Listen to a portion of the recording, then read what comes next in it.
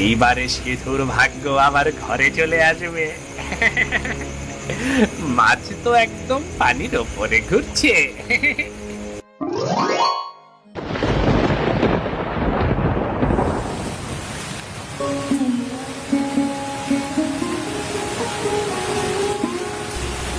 এই যে পাতাটা, আরে বেশ ভালোই দাঁড়িয়েছে।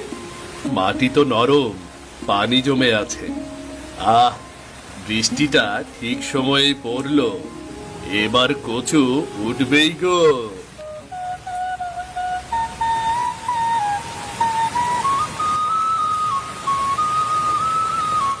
এটা আবার কি? ও মা, মাছ! মাছ, মাছ, মাছই তো। আরে, এই সত্যি গো, পুঁটি মাছ। ও মা, গোটা দল ঘুরে বেড়াচ্ছে। একটা না, গোটা 20-25টা তো হবেই। জমির পানিতে পুঁটি মাছ, কচুর সাথে সাথে মাছও ফলেছে বুঝি। আহারে, তোরা যে এই জমিরই সন্তান। কচুর পাতা যেমন ফুলে ফুলে উঠেছে, তেমনি তোরা খেলছিস পানির তলায়। এ তো কচুর খেতে পুঁটির চাষ। 2 ফসল এক জমিতে।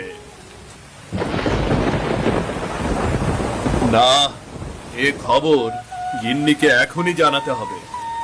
মিথিলা শুনলে কি যে খুশি হবে।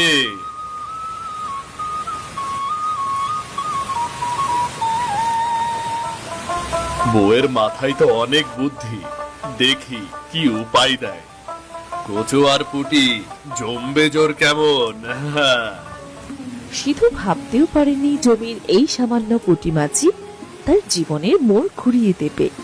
তবে যেদিকে আশার আলো জ্বলে, ঠিক সেই দিকেই ছায়া ফেলে এক প্রতিবেশী দেবেন।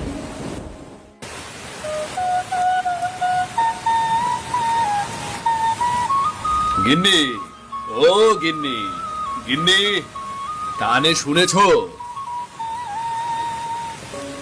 আমি না এমন এক জিনিস দেখলাম, আহ, যা জীবনে কখনো দেখিনি গো। কি হলোটা কি? এই সকাল সকাল হইচই করছো কেন?